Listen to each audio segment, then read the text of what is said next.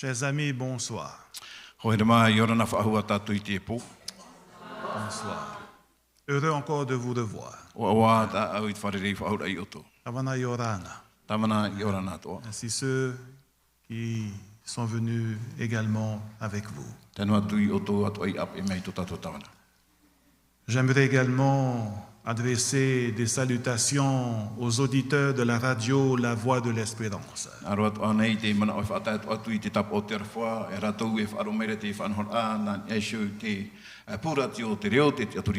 Oui, nous sommes bien à Tupoué. Yorana également à tous nos internautes. Tous ceux qui nous suivent sur Facebook, YouTube et d'autres plateformes Centre Média Adventiste. Je salue Angélie. Qui est arrivée ce soir. Chers amis, ce soir, j'aimerais partager avec vous le message du deuxième ange.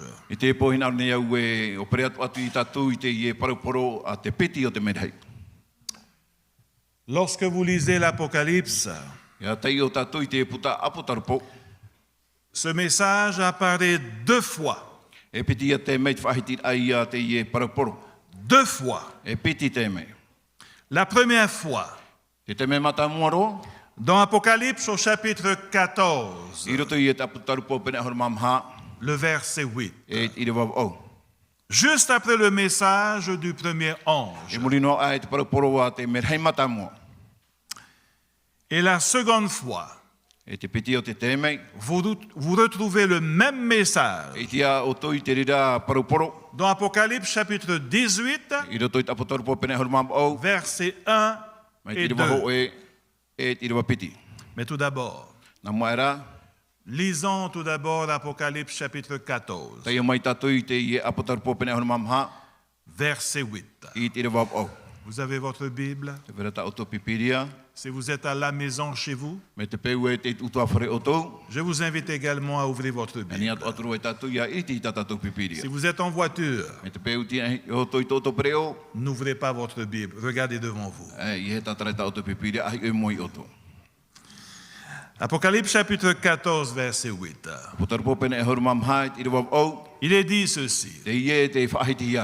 Et un second ange suivit en disant: Elle est tombée, Babylone la grande, qui a abreuvé toutes les nations du vin de la fureur de son impudicité.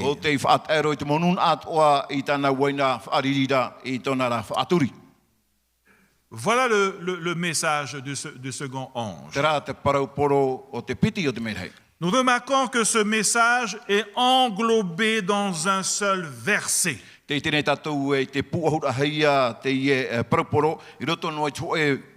seul verset, le verset 8. C'est un message puissant, fort, mais court, mais direct. Elle est tombée.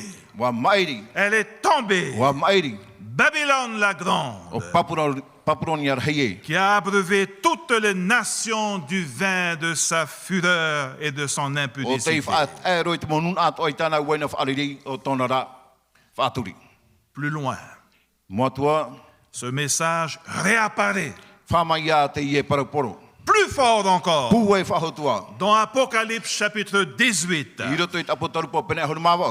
Prenons le temps de le lire. Apocalypse chapitre 18, verset 1 et le verset 2. Nous lisons. Après cela, je vis descendre du ciel un autre ange qui avait une grande autorité. Et la terre fut éclairée de sa gloire.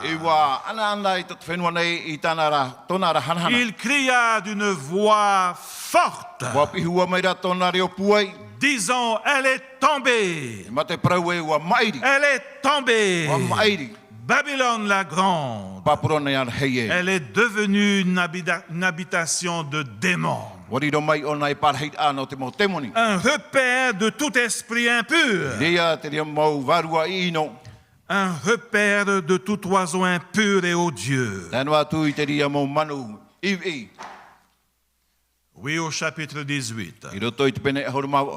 La proclamation du second ange va s'intensifier de plus en plus. De plus en plus. Grâce à la pluie de l'arrière-saison. Que Dieu va déverser sur son peuple le reste. Et tous les habitants de la terre entendront ce message. Elle est tombée. Elle est tombée, Babylone la grande. Personne, chers amis, personne ne pourra dire, je ne savais pas. Toute la terre sera éclairée de sa gloire par rapport à ce message, par rapport à Babylone. Elle est tombée. Elle est tombée, Babylone la grande. Vous savez, l'origine du mot Babel veut dire confondre, mêler. Rappelez-vous la tour de Babel dans l'Ancien Testament. La confusion des langages, des langues. Babel, mélange, mêlé. Et dans la Bible, Babylone est mentionnée à plusieurs reprises. Voyons tout d'abord Babylone dans l'Ancien Testament. La ville de Babylone. La Babylone littérale. La Babylone physique, la ville de Babylone dans l'Ancien Testament. Elle était une ville prestigieuse qui a dominé le monde auparavant. Je pense que nous connaissons son histoire. Avec le roi Nebuchadnezzar. Cette ville était caractérisée par une profusion de croyances, un mélange des spirites, des divinations. Vous savez, ces croyances existent encore de nos jours, vous le savez? Toutes ces croyances qu'il y avait au temps de Babylone ancien, nous retrouvons également ces croyances aujourd'hui. Bon nombre de chrétiens pratiquent encore ces croyances dans l'Église. Vous savez, la destruction de Babylone par Dieu est associée au faux Dieu. Voilà la raison pour laquelle Dieu a détruit Babylone. Des magiciens, des idoles, et j'en passe. Lisons un texte dans l'Ancien Testament. Dans Jérémie chapitre 51, verset 47, il est dit ceci. C'est pourquoi le temps vient où moi j'interviendrai contre les idoles de Babylone. Son pays tout entier en sera dans la honte. Tous ces blessés à mort tomberont au beau milieu d'elle.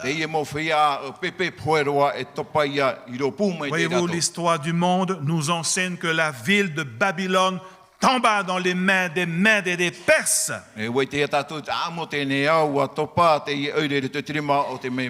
En 538 avant Jésus-Christ. Un autre texte biblique dans l'Ancien Testament, dans Ésaïe.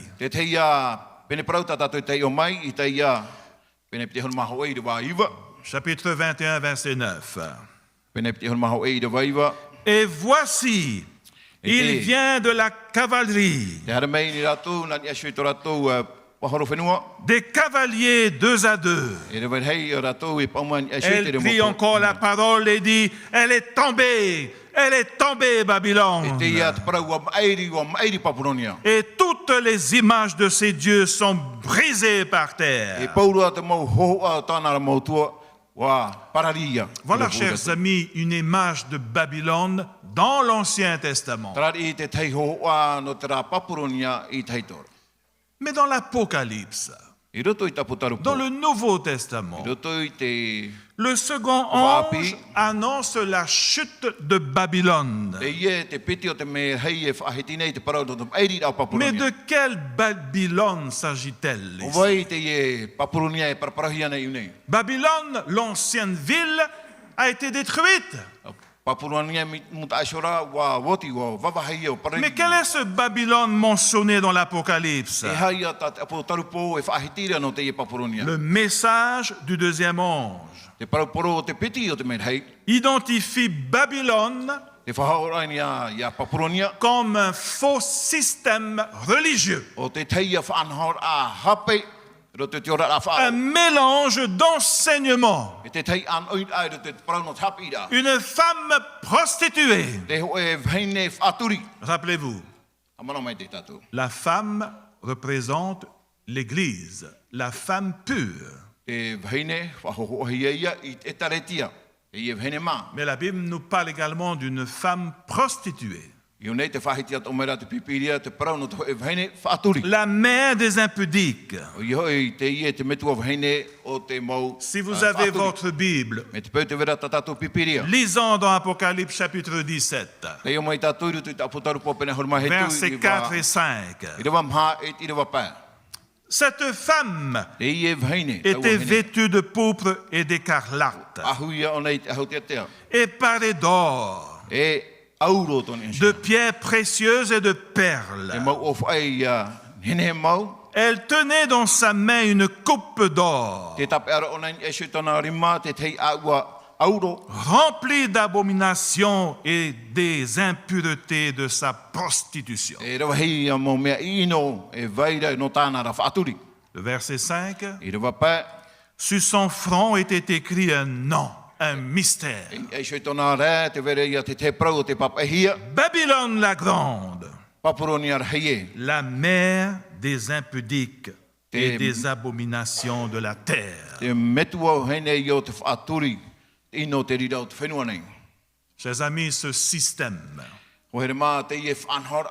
Babylone la grande, Babylone spirituelle, si vous voulez. Cette femme qui avait sur son front un nom, un mystère, Babylone la grande. Cette femme s'est prostituée. Lisons Apocalypse chapitre 18, verset 9. Regardons, lisons ensemble. Et tous les rois de la terre qui se sont livrés avec elle à l'impudicité et au luxe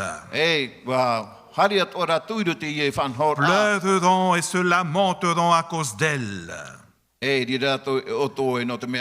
quand ils verront la fumée de son embrasement. Un autre texte, frères et sœurs. Dans Apocalypse chapitre 17, verset 2. Lisons ensemble. C'est avec elle que les rois de la terre se sont livrés à l'impudicité.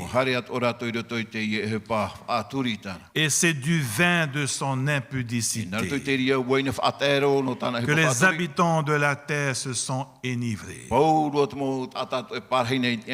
Ce système mondial prétend servir Dieu, mais elle est tombée. Elle s'est prostituée. Elle a sacrifié la parole de Dieu pour des choses de ce monde. Babylone la Grande s'est montrée infidèle par rapport à Dieu, par rapport à sa parole. Elle s'est liée au roi, aux puissants de ce monde politique, en faisant de nombreux compromis, en renonçant à son intégrité devant Dieu et au principe de la parole de Dieu.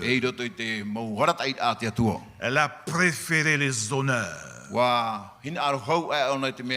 le pouvoir, le luxe. C'est ainsi que la religion et la politique ont été intimement liées depuis le début de l'histoire de l'humanité.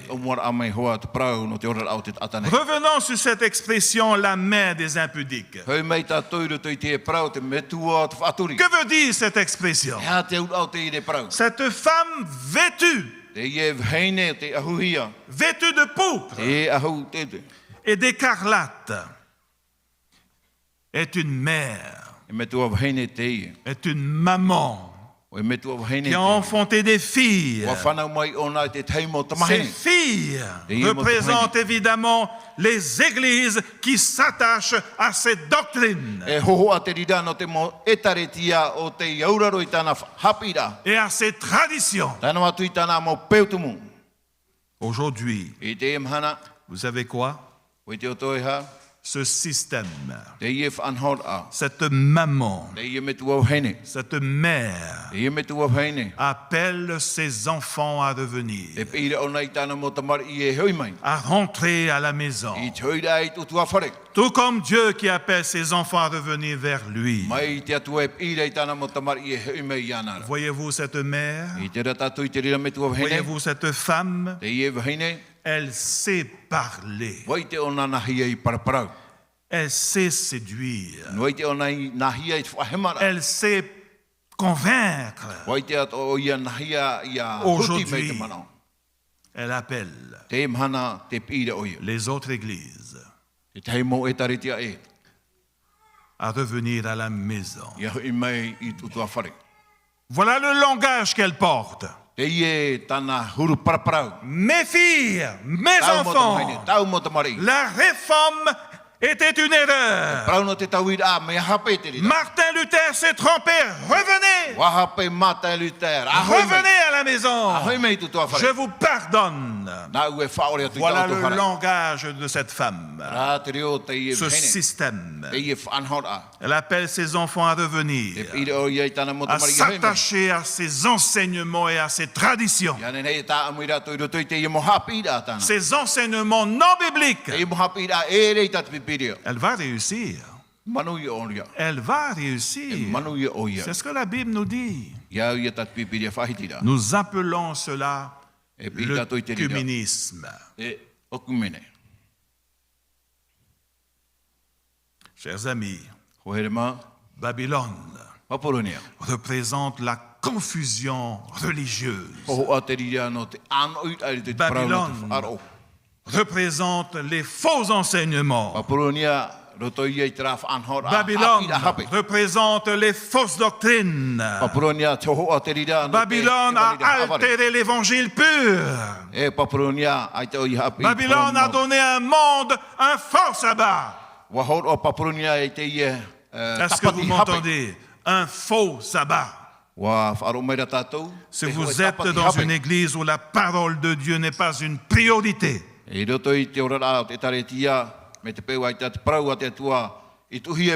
fuyez loin de là. Courez loin de ces églises qui nient la parole de Dieu. Dans le chapitre 18, verset 4. Et j'entendis du ciel une autre voix qui disait: sortez du milieu d'elle, mon peuple, afin que vous ne participiez point à ses péchés et que vous n'ayez point de part à ses fléaux. Sortez du milieu d'elle. Dieu a des enfants sincères qui vivent dans ce système. Et Dieu appelle ses enfants à sortir du milieu de Babylone, à sortir d'elle. Sortez de Babylone, mon peuple, afin que vous ne participiez point à ses péchés. Babylone la grande est tombée. Elle est tombée. Vous savez, le choix vous appartient. Ne pas choisir, c'est aussi faire un choix. Vous le savez. Faites le bon choix. Ne restez pas insensible à l'appel de Dieu. Ne vous laissez pas faire par tout ce qui vous entoure. Battez-vous. Battez-vous. Faites votre choix. Laissez-moi vous raconter une histoire.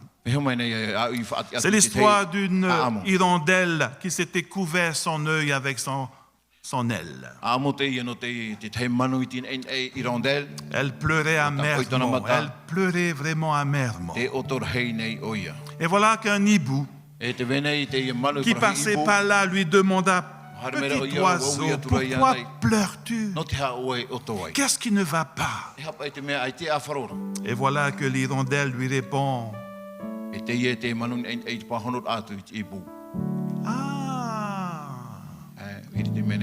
tu as perdu ton œil. Je comprends, lui dit le hibou. Le corbeau t'a arraché ton œil. Non, non, dit l'hirondelle, c'est pas ça. Je pleure parce que j'ai laissé faire le corbeau.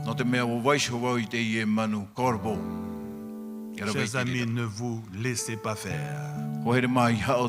Battez-vous. Battez-vous. Sortez de Babylone. Sortez de cette confusion spirituelle. Ne participez pas à ces péchés. Sortez de Babylone, mon peuple. Choisissez Christ. Il est le chemin, la vérité et la vie. Nul ne vient au Père que par lui. Jésus-Christ. Le système ne vous mènera pas au ciel. C'est Jésus le chemin. Pourquoi? Est-ce difficile de dire la vérité? Est-ce difficile de prendre une décision? Prenez votre décision avant qu'il soit trop tard. Jésus est le seul chemin. Jésus est le seul chemin. C'est pas le sabbat qui sauve. C'est Jésus. C'est pas l'église qui sauve. C'est Jésus. Il est le seul chemin qui mène à la vie éternelle. Et Jésus nous dit: si tu m'aimes, garde ma parole. Chers amis, que le Seigneur vous bénisse dans votre choix. Faites le bon choix. Faites le bon choix. N'attendez pas qu'il soit trop tard. S'il y a des gens qui souhaiteraient me voir après ou pendant la semaine, n'hésitez pas. Nous aurons une cérémonie de baptême ce sabbat. S'il y a des gens qui souhaitent se donner à Christ, venez me voir. Discutons. Et gloire à Dieu pour cela. Que Dieu bénisse tout point. Amen. Amen.